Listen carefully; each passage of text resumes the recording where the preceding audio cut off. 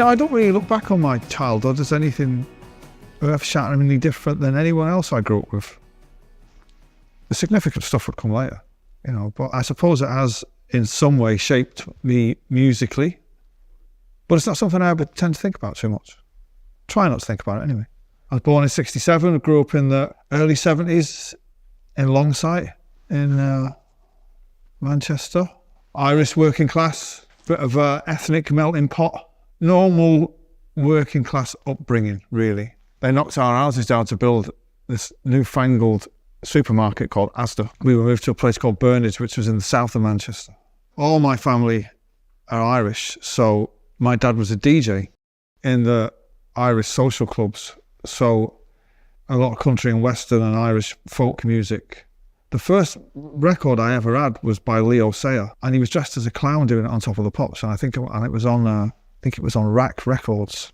But yeah, it was Top of the Pops, that great, much missed institution, Top of the Pops, which shaped everybody's attitude of my age group anyway. Yeah, so it was kind of mid-70s, and then punk would come along after that and change everything. I was just a bit too young for punk rock, and then it kind of came to prominence in the mainstream around about 77, 78, and it was over by 79.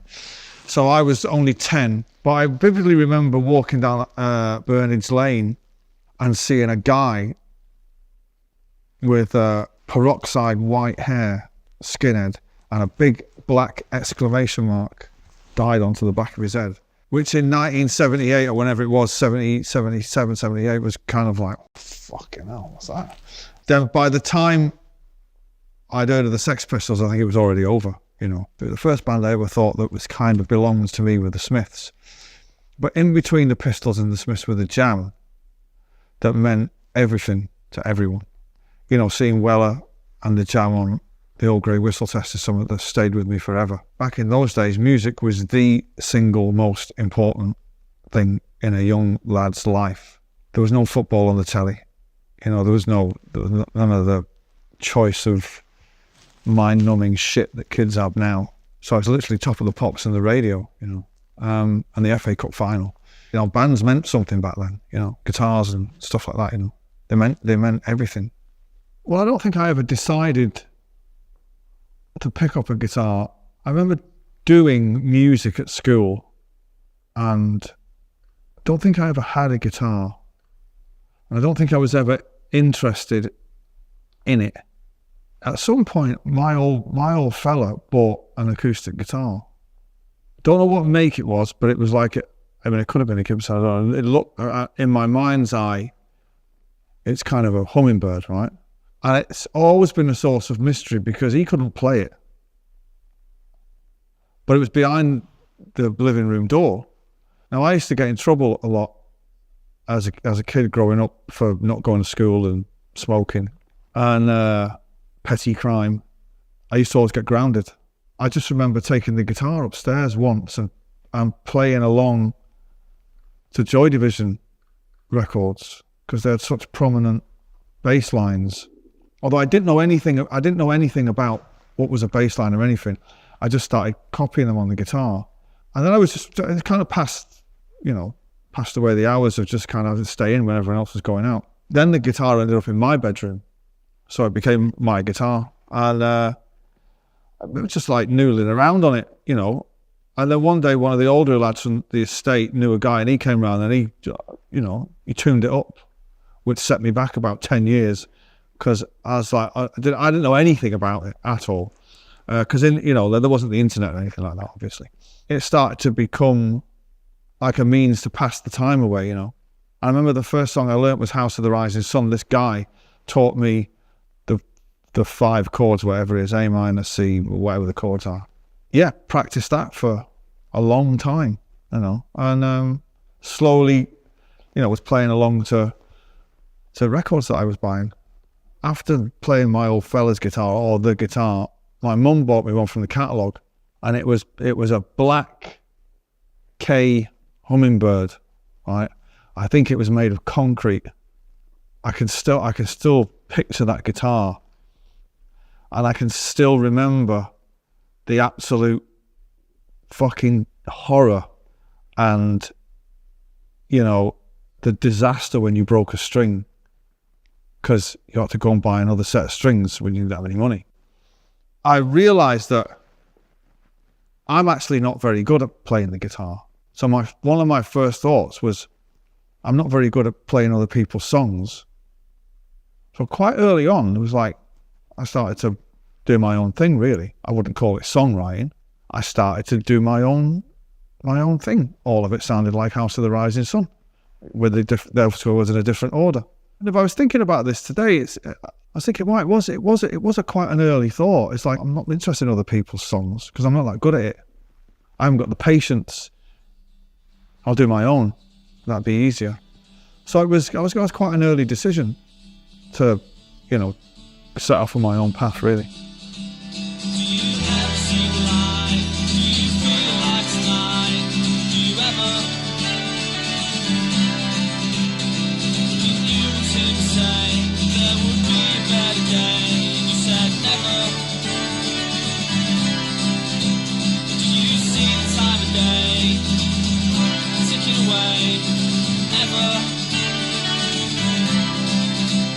It's your time is running out, and if you're down, I'll take it out. Ever.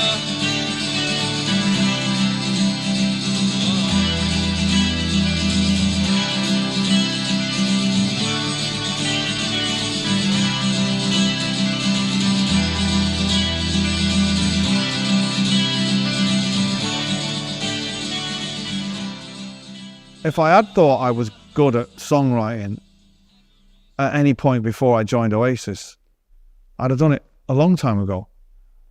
I was a late starter in that sense. To me, playing the guitar was a hobby, and it was just something that I did when I got stoned at home and just, you know, learning chords off the tunes I was listening to.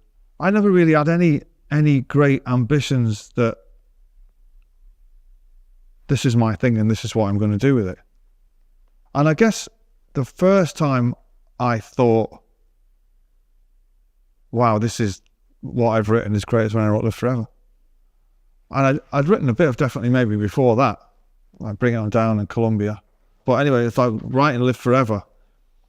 I remember playing it, or writing it and then singing it to myself over and over and over again and thinking, fucking hell, this is fucking great. So it would have been like 93, mid 93 where I thought I was getting good at it.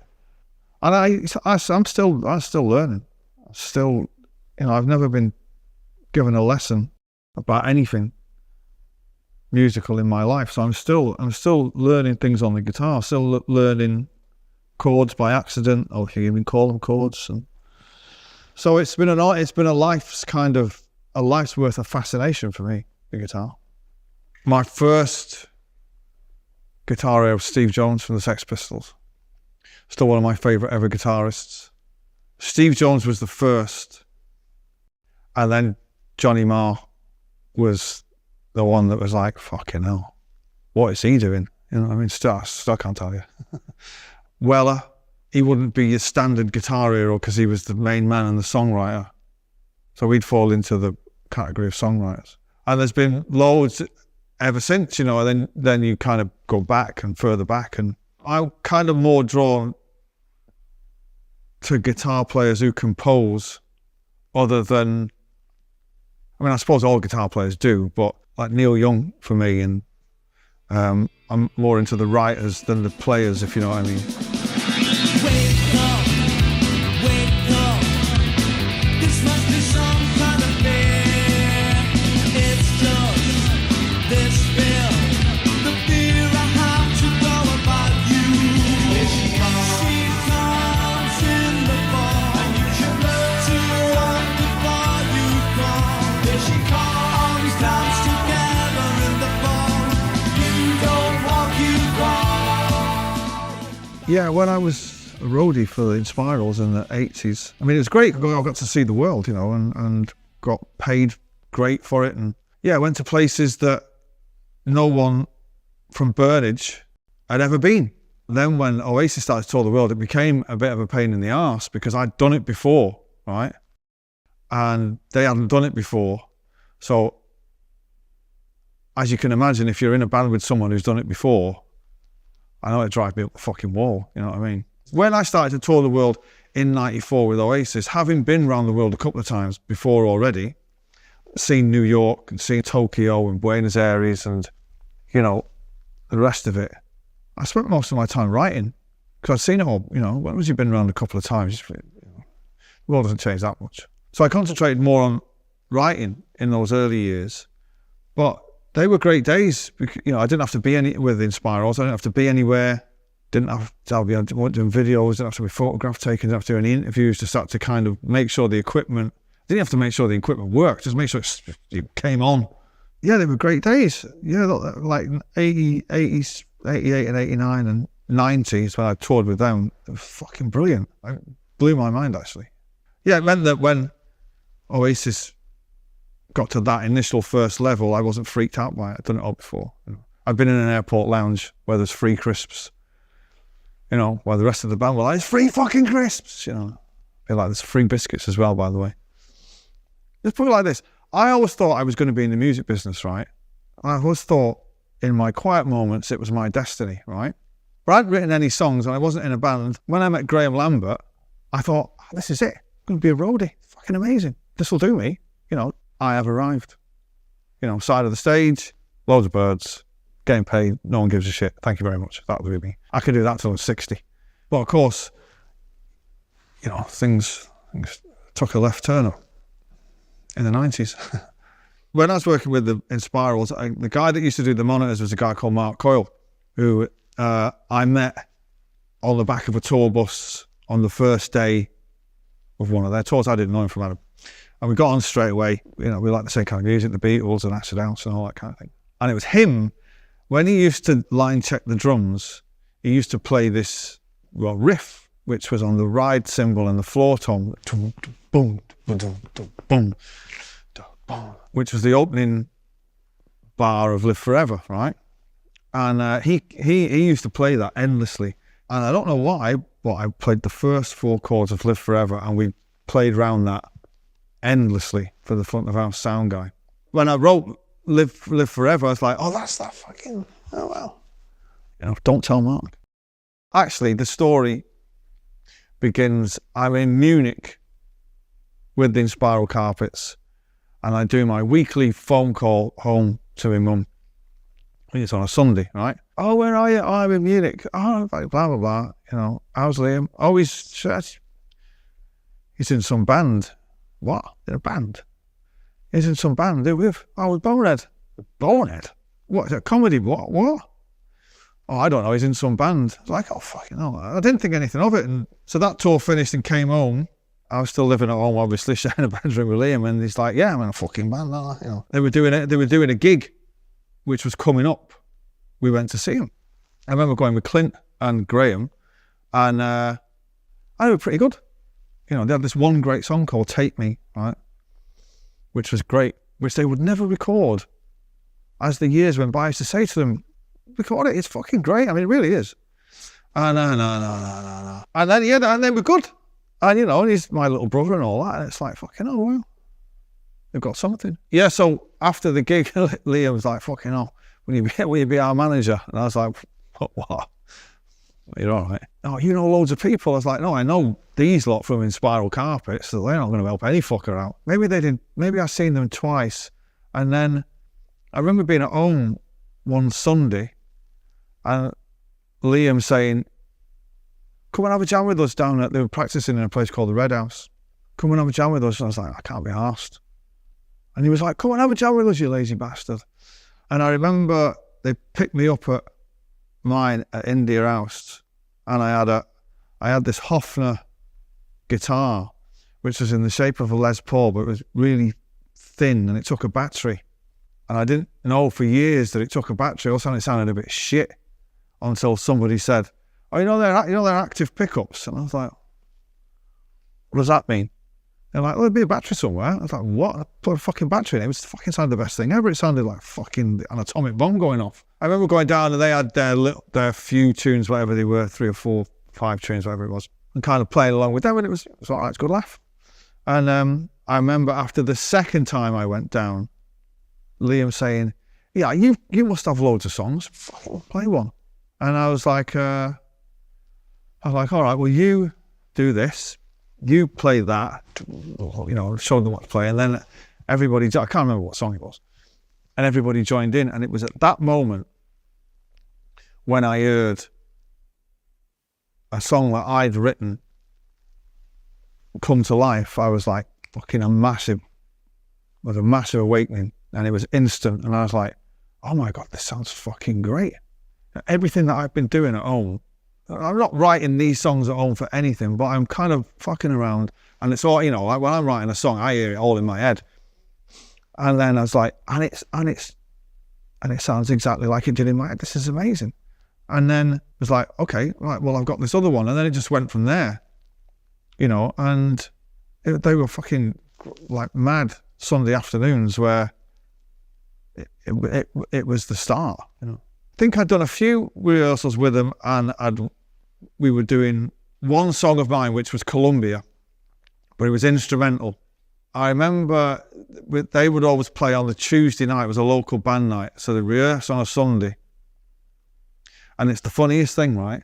So I'm sat on a flight case on the top of an amp, jamming with Oasis, and we've got a gig on Tuesday, and it suddenly dawns on me that I've never played guitar standing up. Not only that, I don't own a fucking strap. This is Sunday night, and I'm skint. Never played guitar standing up. Now, that seems a fucking preposterous fucking notion right now. But I can only tell you that the Monday was probably the most stressful fucking day of my entire life. Whereas I had to borrow a strap. Can I borrow a guitar strap? Well, for one of the spirals. Fucking hell. I better get it back. It's a fucking strap. Fucking hell. And then going home and putting the guitar on for the first time and spending, I'd say, a good hour, right, looking in the mirror going, where am I going to fucking, what's it, is it there or is it there? And I think where you hold your guitar for the first time is crucial. It kind of signifies how much of a cunt you're going to be. Because if it's too high, you're not getting no fit birds, mate. I'll tell you that for now. If it's too low, you're getting a goth, right? But if you get it right, you know, the gunslinger. And I remember looking in the mirror thinking, it doesn't look right. Fucking. Anyway, nailed it, right? Clearly. And I remember going to the gig and I was more stressed out. I think in a way it benefited me because I was more stressed out about playing standing up, but I didn't know what to do. I hadn't practiced. It's not like you hear stories that kids have been practicing for years for that moment in front of the mirror. I was stressing about it for 24 hours. Thank fucking God it was before phones and cameras, because there would be some pretty fucking awkward footage of it now. But, you know, an exhilarating experience all the same. The sound, right, that everyone goes on about, the sound was born out of the fact that that was the only sound that we could get out of the equipment that we had, right? Bonehead had one amp. It was a Carlsberg. If Carlsbergs made amps, they'd be shit. And it was. And it only had one sound, and it was good when you turned it up full, right? I had a Vox AC30 that belonged to Manny, right? From the Stone Roses, the second best band from Manchester. And that only sounded good if you turned it right up. So that was it. Everyone went on about the fucking sound, and it was like, well, that was it. You know, it was born out of the fact that the equipment we had was shit. The Vox head was going through a Talk PA speaker. It was awful. But you masked it all with volume. I guess that made me write Liam's vocal parts in a higher register to sing over the racket. The sound was born, you know, but it wasn't something we studied at all. And if anything, we struggled trying to keep it once we became bigger, you know, and better equipment. You know, you're kind of, you know, you're on stage thinking, sounds too good. This amp sounds great. It's cost me $4,000. I don't like it. The Jam, obviously, were from London, and they were from the arse end of punk. So I didn't really take any ownership of it. But the first band that I remember from the beginning were the Smiths. And they were from Manchester and they were fucking brilliant. Seeing them for the first pictures of them in the Manchester Evening News and then seeing them on TV, because Morrissey was like no one else before, and there's been no one like him since. And to his left, stage right, is this kid, and he's got a big red 355 or whatever it is, and he looked cool as fuck. And the way you read about them, they write the tunes together, and I mean, still a massive fan. But anyway, one day I'm coming out of HMV, and I've just bought their new album, Dusk, right? So I bump into this guy who I'd repeatedly bumped into in the Hacienda. Don't know him, don't know his name, don't know who the fuck he is. But he's one of those guys you just let onto, and you'd see him at all the gigs and the raves and all that. And he's like, "Oh, what have you?" Well, so I've got an HMV bag. What have you bought? And I was like, "Oh, got." Then he said, "Oh, mentioned something about our kids fucking." And I was like, I didn't really think anything of it. You know what I mean? And he said, "So, what are you up to?" And I was like, "I was going to rehearsals that night, and I'm in a band. What are you called? Oasis. Have you got a demo tape? I'll play it to our kid." And I was like, "Who's your kid?" And he went, "Johnny." It's like he must have thought I should have known who he was, kind of thing. It's like, Johnny. And I still didn't twig. And I was like, "Johnny?" And he went, "Johnny Marr." And I was like, "Fuck, what? You're Johnny Marr's brother?" Yeah. So anyway, I took him back to my flat, gave him this demo tape, the famous demo tape that we give him McGee, or would give McGee, about 10 days later. Off he goes. I didn't think anything of it. There's a lot of bullshitters in Manchester. Glorious blaggers. Was he Johnny Marr's brother? Didn't fucking look anything like him. Whatever. I'm not even sure I even mentioned it to the band. And then I remember maybe a couple of days, or I can't remember how long after that, coming in, and the phone went. "Hello? Is that Noel?" "Yeah." "Hi, it's Johnny." "Right. Johnny Marr." And people say to me, "Did you think it was a wind-up?" And I'm like, "No. Can't that arrogant." Do you know what I mean? Of course he's going to fucking call me. My number was on the demo tape. "Oh, really like you? Really? Oh, yeah, you fucking band, blah, blah, blah. Do you want to go for that?" I'll tell you now, it's fucking ludicrous. I was a nobody, right? Nobody knew who Oasis were. No one. We ended up going for a drink in this pub down by the canal with Johnny Marr from the Smiths. And then he walks, Johnny Marr, and I'm just a fucking lad, right? And where'd you get what guitars do you play? I had an Epiphone, right? We were talking about guitars. And what do you think of it? It's fucking mad, right? And he's like, where'd you get them from? And I was like, "Well, Johnny Rodas, but there's this place in Doncaster called Music Ground." And he'd never heard of it. He said, "Do you know where it is?" And I'd been there. Something to do with the Inspiral Carpets. I think they bought some stuff from there. I'd been there anyway. And he said, "Could you take us there?" And I was like, "Yeah. What are you doing tomorrow?" Fuck all. What is there to do? Nothing. So he picks me up in a car at India House, and I'm sitting in the back, and he's sitting in the front, and there's a guy driving. I vividly remember he's playing Exodus by Bob Marley, right? The long version.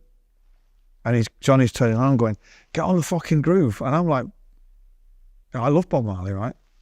The guy driving has the most annoying laugh I think I'd ever fucking heard. Doncaster's a good hour and a half away. And he had the most annoying, the loudest laugh I've ever heard. This guy would turn out to be Owen Morris, who was Johnny's engineer at the time. So we go to Doncaster. We go to Music Ground. And Johnny's like, he's like kidding us. This one in Doncaster was a mad shop. Like a million. It was mad vintage guitar shop.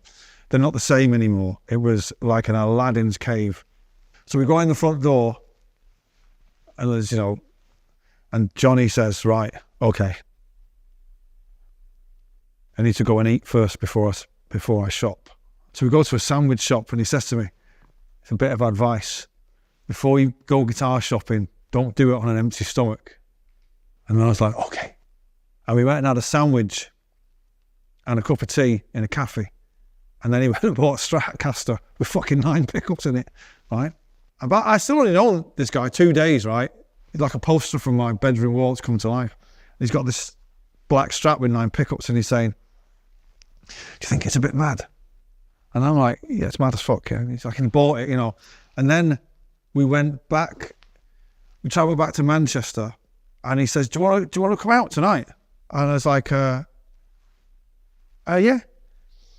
So he ends up, and he's like, "Do you like Japanese food?" I'd never had a Japanese meal before, ever in my life. And I ended up going for a Japanese meal with him and his Mrs. Ange. Then we end up going back to his house, right? This is a fucking true story. And he's playing lots of tunes and blah, blah, blah. And his studio's downstairs, and there's all these famous guitars that I recognised. It's got to about, I don't know, 2 o'clock in the morning. He's getting me a taxi to go home. And he's going on about the band and all that. When he playing next? And I went, "Actually playing in a couple of days in Glasgow, at a place called King Tut's." And he was like, "King Tut's? Oh, fucking hell." That was the famous gig. So I left his house at 2 o'clock on like a Friday night. The next day was my birthday. The day after that, we went to Glasgow and met Alan McGee. It took place over one weekend. Well, the difference between writing those first 2 albums is I didn't realise I was writing the first one, because you're just writing tunes to play at local band nights. So your little half an hour set or whatever it is, you know, we did quite a few, maybe a dozen. We were playing every week, you know, to like 10 people. And every week, the shittest song in that set would get bumped for another one. Or I never realised I was writing an album until Be Here Now. Because I'd already written Morning Glory, effectively. So your first record, you know, it's the old cliche, isn't it? You get 10 years to write your first record and, 10 weeks to write your second. So you don't really realise you're writing it. You're just doing songs for your little half an hour set at your local band nights. Well, definitely maybe it was done live. That's a kind of anomaly in the Oasis thing. Not really fair to compare anything to that. That was us in our rehearsal room in a studio, which is virtually the same size as the rehearsal room. We just bashed it out live, you know. Morning Glory. Again, there was just, I wrote so many songs. That's all I ever did. Still to this day, it's all I fucking do. I've got no hobbies. I don't do anything else. Go to the studio, watch football, have something to eat, get pissed, go to bed. That's my life. Like even then, just writing and writing and writing. You know, we went to Rockfield straight off a tour, and I had the songs. I was just going to, all the songs had one verse and one chorus. And I was just going to write the second verses when I got there. But things got a little bit out of hand when I got there. So that's why most of the songs have got one verse and one chorus. And the ones that don't have, the ones that have got a second verse and a middle eight were the ones I'd written before I got there. You know, it was a blessing in a way. I wrote one of the biggest albums of all time, and we're still a real little indie band. After that, when the spotlight of the world is on you, as a songwriter, I struggled with that. For years, I was like, I didn't know what I should be doing and didn't know how to do it.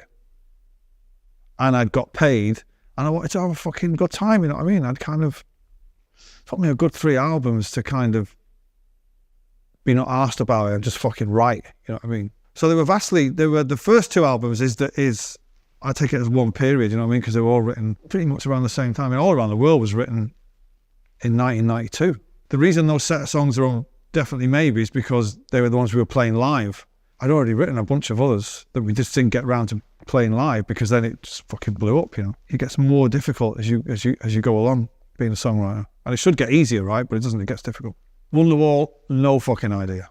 I have no idea why every conceivable fucking race of person on this planet gets Wonderwall. I guess it's because those first 2 records, you're not trying to second guess yourself. You're just writing from the heart. You know, it's instinct.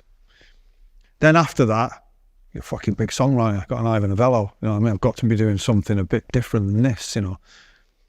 It's when you start wearing a hat, getting a fucking tiger. I guess because they're coming from a place of innocence and truth, and then you become a big corporate part of the machine. I mean, it's different for everybody. Some people thrive on it, you know what I mean? But I struggled a bit with it, I've got to say. Well, thank God I got those first 2 albums in there and before anybody realised I was a bit of a chancer. And then by the time I'd learned how to do it properly, we went into the 2000s then. Well, I guess the one thing you've got to have as a songwriter, I think, is you've got to trust in your own instincts, and you've got to be fearless and not fucking listen to anybody else. If you haven't got those things, you should be a professional songwriter that sits in a shed and writes songs, you know, for pop stars. Then you do listen to other people, and, you know, then you do give a shit because you're trying to get it on the radio. All the songwriters that I admire never really gave a fuck. Neil Young, Bob Dylan, David Bowie, Macca, John Lennon, Weller. There's got to be a sense of fearlessness about it. And I didn't have that for quite a few years because Oasis was such a brand and I had nobody to kind of lean on. I didn't have a John, or I didn't have a Keith Richards or a Mick Jagger. You know what I mean? It was kind of, I was doing it myself, really. It was fucking hard work. I remember being in the biggest band in the world, right? Between 95 and 97 and thinking, when is this going to fucking end? This is just, it's hard work, you know what I mean? It's like, no, I was writing all the fucking songs, doing all the fucking interviews, coming up with all the ideas for the videos, doing the gigs, and it's just like, I need a holiday and a hug. That year and a half when it went from theatres like the Apollo and the Town and Country Club, we did one arena in Sheffield and then we went straight to stadiums, fucking football stadiums. And I remember, you know, our promoters, they always used to come to me first, thinking of putting you on that main road. Whereabouts? What do they mean whereabouts? Well, where? In the state? What? On the pitch? Yeah, in the stadium. Well, how many is that hold? Well, 60,000. Think we'll sell it out? Well, you'll do 2 nights. You know, it's a good job I've got a lot of trust in these people and still do, like my management and my promoters. So I'm like, look, if you think we can do it, you know, do it. You know, we'd only signed off about fucking year before we were walking out in the football stadium that I'd grown up in. I mean, they were really, really, really great gigs. The Nebworth one, because it was the biggest. But those main road shows, that's it. That's what Oasis was at that time. You know, it's where I'd seen Pink Floyd in '88, and I'd seen Guns N' Roses and the Rolling Stones, and then I was playing there. We were playing there. Do you know what I mean? It's mad. Final preparations are being made for the arrival of 250,000 rock fans at Nebworth in Hertfordshire for one of the biggest ever open-air concerts in Britain. 2 million people tried to get tickets, many to see the band of the moment, Oasis. Of course, the one thing that no amount of hype can guarantee is the weather. And if it rains this weekend like it did today, Hertfordshire could be treated to the sight of 250,000 Oasis fans completely drenched to their rock and roll bones. Meeting Oasis is a little like going to see the Queen these days, except for all the swearing, of course. You don't get to stand anywhere near the great stars, let alone interview them. Instead, the media just stand back and listen to their words of wisdom. Today's photo call was to publicise the 2 Oasis concerts this weekend at Nebworth Park, the biggest music event in Britain this decade, we're promised. The figures speak for themselves. £5 million worth of tickets sold, 50 miles of cables laid, and enough logistical problems to keep everybody busy. We've got to get 125,000 people into this greenfield site off the edge of the A1 motorway. We've got to get them out again Saturday night, back in again Sunday morning and out again Sunday night, and that is a considerable difficulty. It has been spoken about. I mean, it's like after this gig, what are we going to do next? And you can't do anything but do the biggest gigs, so we can't play anywhere bigger than this. I mean, the only other thing would be to come back and like do a residency at Nebworth or something, play every night of the week from 8 till 11 or something like that, but we're not going to do that. Fucking hell. They're quite an adjustment to make because, like I say, we went from theatres where we're all playing here and then we walked out on Main Road. Fucking Bonehead's a different postcode. You know, Liam was over there somewhere. We're like, why? You know, we're so far apart.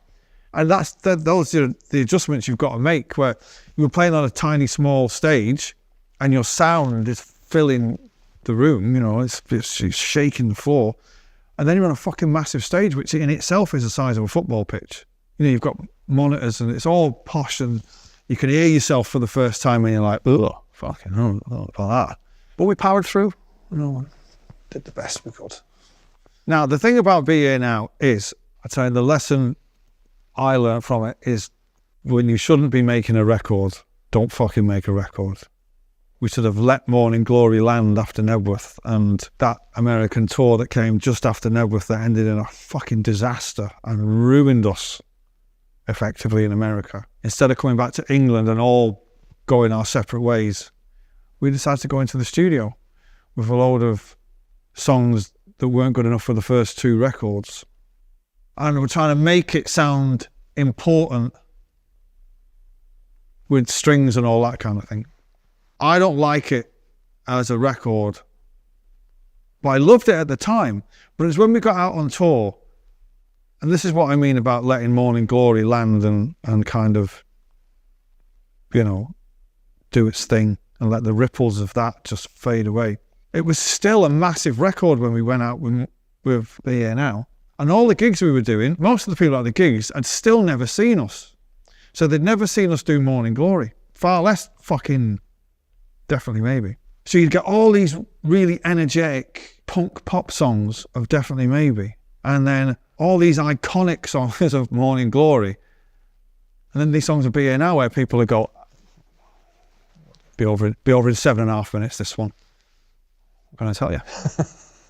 Instantly, to me, was like, oh, these songs are not working.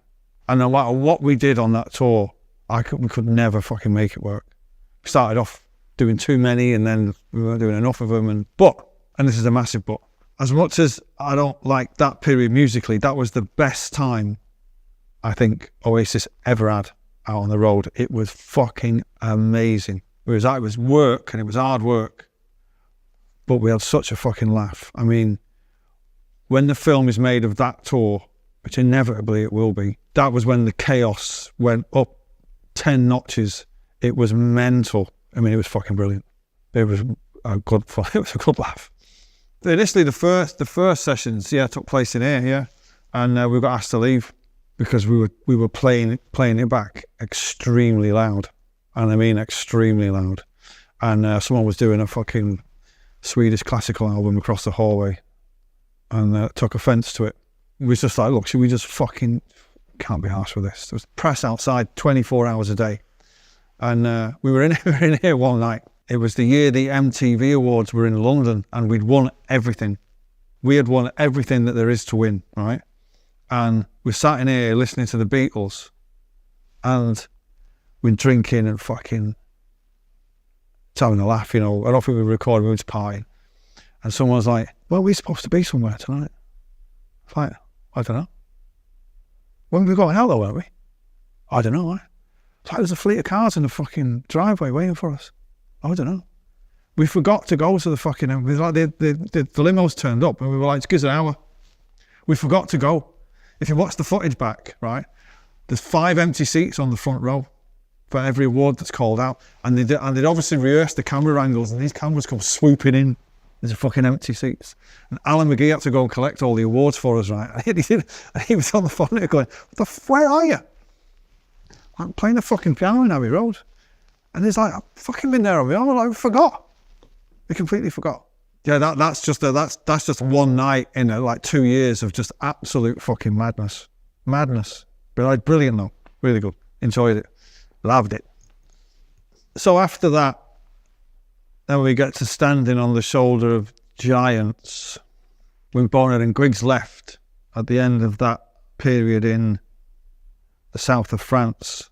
Although that's not a great album, there are some good moments on it. When I hear Go Let It Out, I can see that I'm trying to do something different. But then when Gem joined, amazing musicians. But I've never really thought, well, these guys can only do this, so I'm only going to write that. Or these guys are capable of this, so I'm going to stretch them. I'm not that good as a songwriter. I can't just fucking say, right, well, you know. I'm going to write this particular style of music or that. I have to wait for them to fall out of the sky, you know. The albums are what they are. That's what's presented to me by the whoever, and I put it out there, and that's it. It's not like I've sat and directed it all. Sure, Game ever played that much lead guitar, did he? Can't remember now. I don't know. I think I was still doing the big ones. But no, I've never really written songs to tailor whoever's in the group at the time. Yeah, now it's a bit, spread your wings a little bit, but Liam had started to write songs, and yeah, Gem and Andy were songwriters in their own right. So I was like, well, you know, they were gonna, you know, I've got this song, right, well, let's hear it, you know what I mean? It's as much Liam's band as mine, and that was it. You know, we did it, but like I said to everyone, we're a band, and that's it, and I welcomed it, you know what I mean? Then I went through those years, but only having to write half an album for about 10 years. I was like, this is fucking great. Why can't we do that all the fucking time? I've got to write 5 songs. 5 songs? I've done it 10 minutes. Fucking 4 months off, sitting in the West Indies, drinking rum. It's fucking brilliant. It's what a rock star should be like. Well, I thought it was great at the time, or I wouldn't have, you know, got on board with it. But I know what you mean. I won't sell that amount. I'm not going to sell that amount of records again. But saying that, I'm not going to sell. My first solo album sold 1 million records. I'm not going to do that again either. I'm glad I did them in the first place. Imagine not having those 2 albums. Fucking hell. Thought gives me the shivers. I've got there numerous occasions since then in my own head, which is where I live. So fuck everybody else. When you're not feeling great about yourself, they become a bit of an albatross, right? But then when you are feeling great about yourself, it's like the fucking best thing ever. So I just did it. You know? Do I wish I'd written them? Fuck yes. Yeah. I don't think Oasis is anything that you can sum up in a nifty sentence. There's 4-hour documentaries about this shit that still don't really tell the story. Everybody who's in a band says this. We were just a good little band. You fucking made it, you know, they all say that. The songs speak for themselves, and you know, there's a different generation who've come along now, who've taken ownership of it and a certain aspect of it, and good for them. Crack on, have a great time. You know, but I don't really sit and think about it. I'm too busy moving on to the next thing, whatever that might be. If you didn't see Oasis live right up until the end, you haven't really seen a band live then. And that thing that started on a council estate, in a tiny bedroom of a tiny house on a council estate in Manchester, went all the way around the world, and it's still going. We were fucking great live, and the songs were whatever, you know, you perceive them how you want to perceive them, but the gigs, the nights that we did were amazing. You know, they were really, really great. The spectacle of 70, 80,000 people all, you know, when the crowd is all going like that and the stadiums are shaking. And not only in England, you know what I mean? That's the thing that fascinates me about it. It's all over the fucking world. It was fucking really, really great. Really great. You know, really great. I don't dwell on it at all. You know, if I'm asked to do a documentary about, yeah, my thing, you know what I mean? I'll give evidence. I'll embellish the truth for anybody. It's different for me. You know, when I hear Wonderwall on the radio, you know, I listen to it differently than anybody else. I listen to it like, we should have wrote a second verse. You know, everyone is just going, oh, maybe, you know, fucking dancing around the kitchen, whatever, great, you know. So I've got a different take on it than I'd say 99% of the people. I'm sure the people in the band who played on those records are listening for their own little part in it. And I'm sure Alan White, when he hears the drum fill of Don't Look Back in Anger, is, I did that. You know what I mean? I'm sure. So as an overview of it, yeah, it's fucking all the greatest thing that ever happened to a British musician.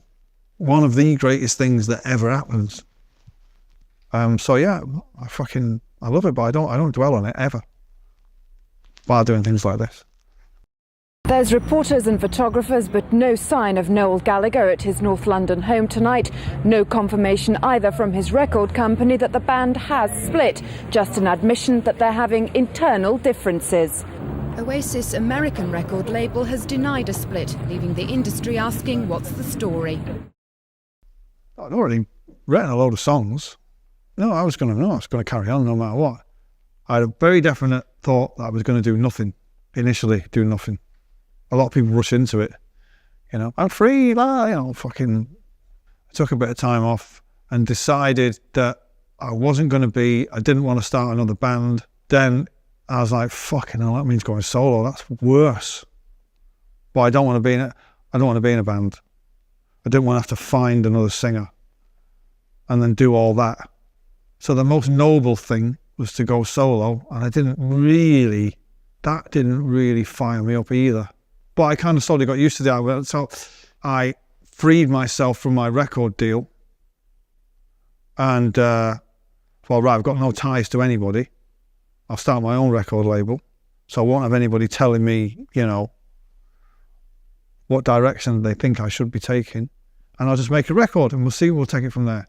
Turns out the record turned out really fucking great, and I was like, right, so got put a band together, and a band of grumpy middle-aged men, and off we went out on the road, and it's been a fucking pleasure ever since. I would not have made the records, I wouldn't have written the songs that I've written if I was still in Oasis. What a Life wouldn't exist. Black Star Dancing wouldn't exist. None of it.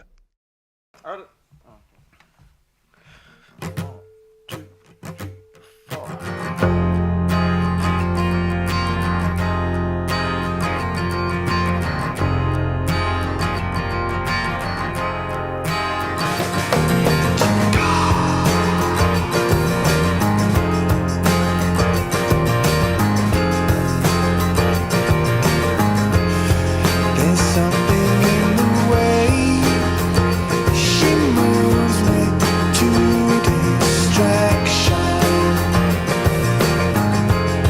I traveled all this way to try and make amends.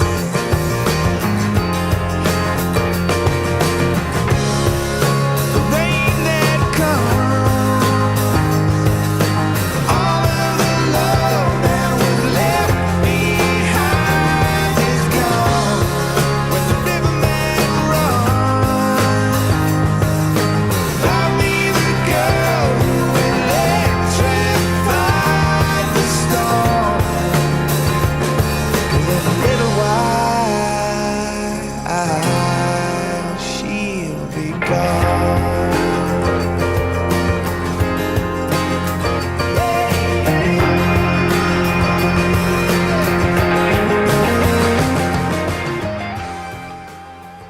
When I was writing for Oasis, you're writing for something that is very rigid in its sound, and I could never, you can shift it a little bit, but you can never, it's like two guitars, bass, drums, vocals, keyboards, that was it.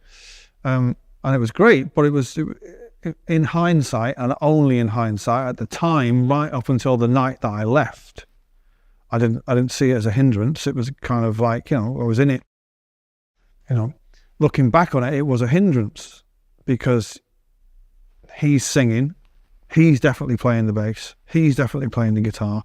Do you know what I mean? Whereas this is anything goes, all the way to Who Built the Moon, where literally anything fucking went. It's way more freedom. The more freer you become, the less records you're going to sell. But that's all right, because as we've discussed already, those first two albums, thank the fucking Lord for them.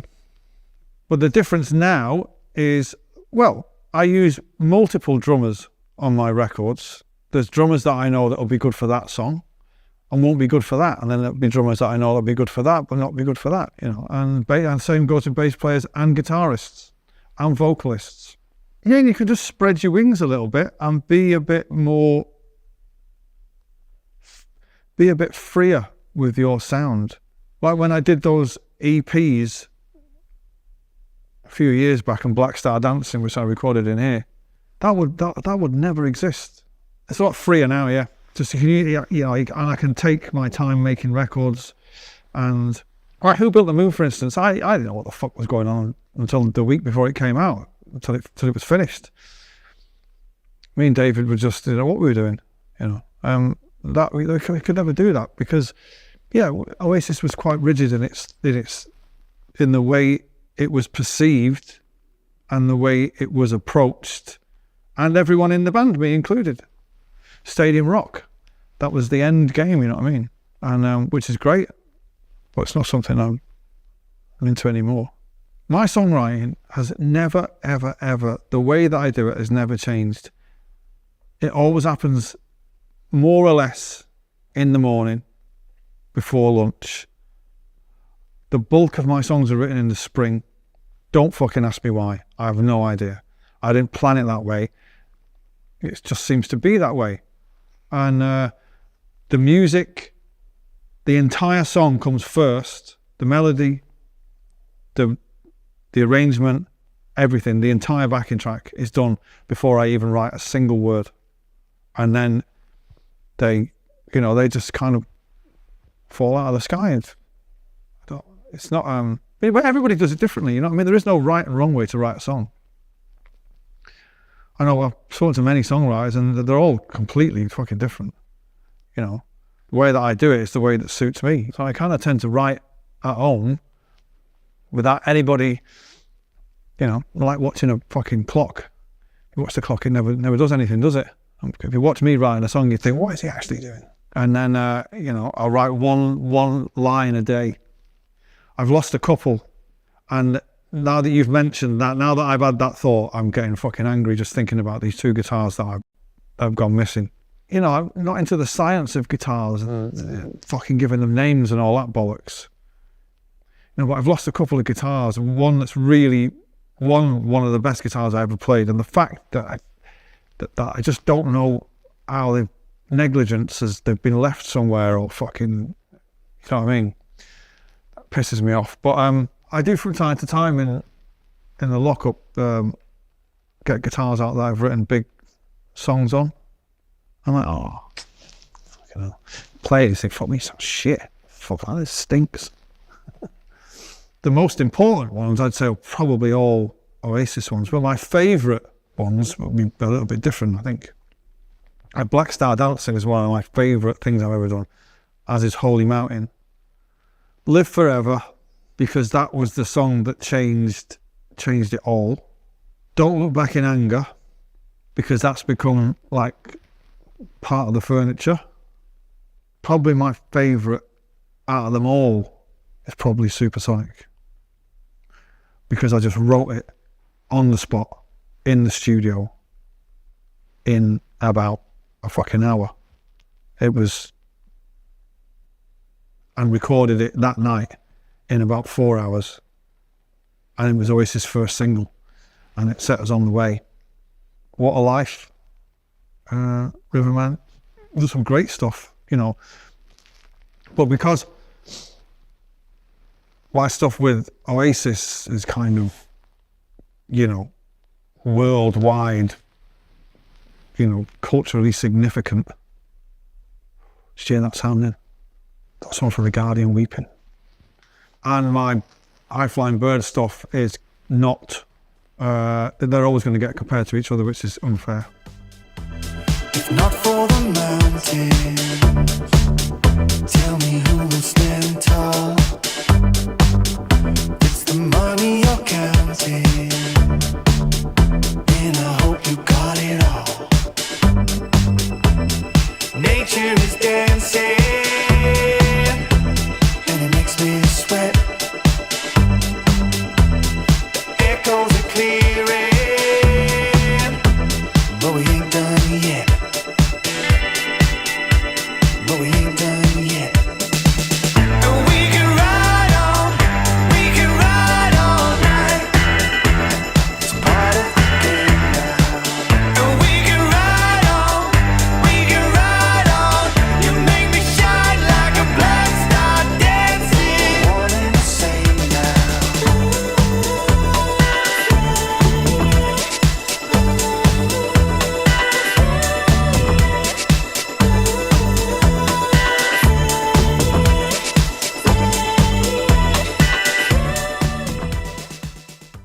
I do try to make the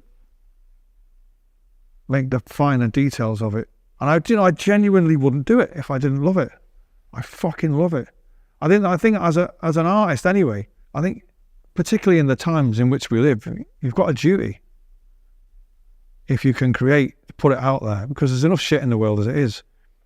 You know, sitting back, fucking smoking, you know, eating fucking Chinese food in the Bahamas, you know, checking how many fucking millions of streams Wonderwall's done today. That's not nice, is it?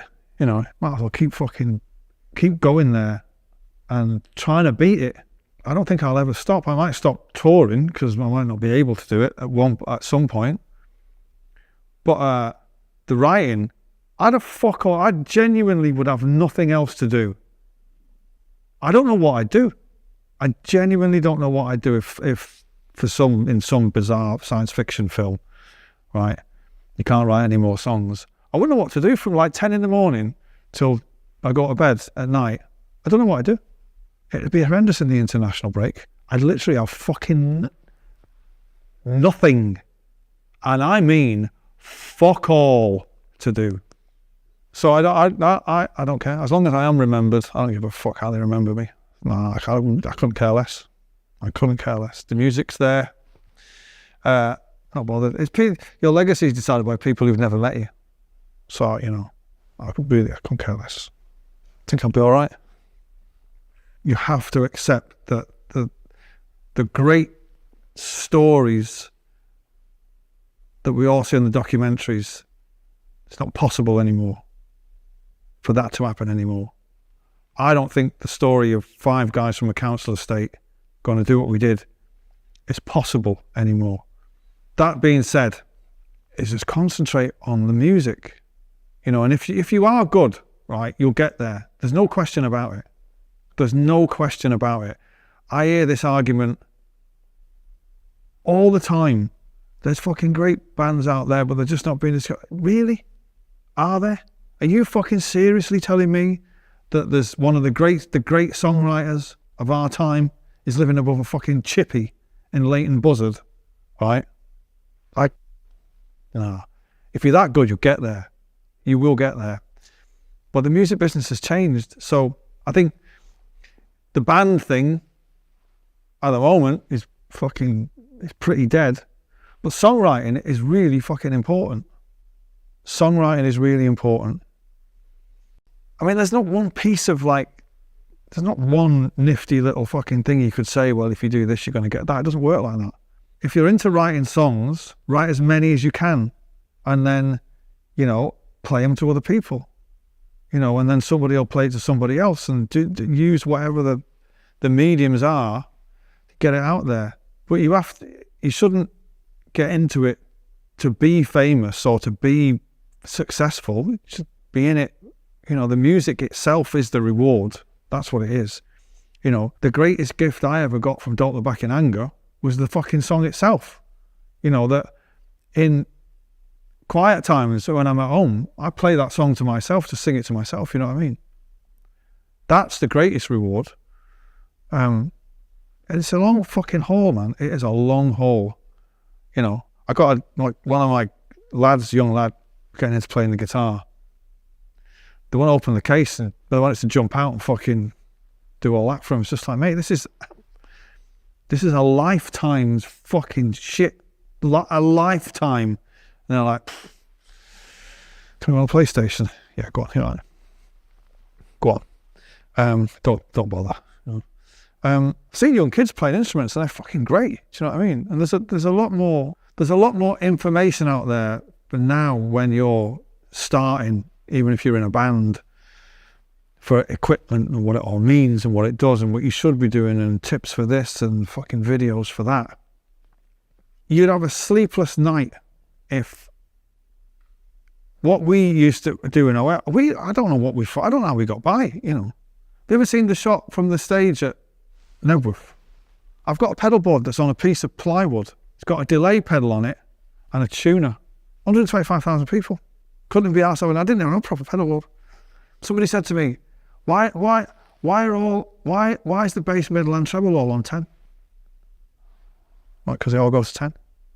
And he's like, try turning the bass down. I was like, don't fucking touch it. It sounds great. I was 20 years into it before I went middle. What was that fucking? Oh, so the louder you turn it up, you should turn the bass down. Why didn't fucking anybody tell me that 20 years ago? There's tons out there for people to be great. But I think what is more prevalent now is you fucking see really great guitarists. For example, there are shows on YouTube, right, with guys sat in rooms like they were born in Nashville. Do you know what I mean? All that stuff. And my lad will say, you can't play guitar like that. And I'm like, thank the fucking Lord. Because if I could play guitar like that, you know what I'd be doing right now? Playing guitar like that. That's what I'd be doing. And I wouldn't be going, maybe. Go anywhere with that. Maybe what? God.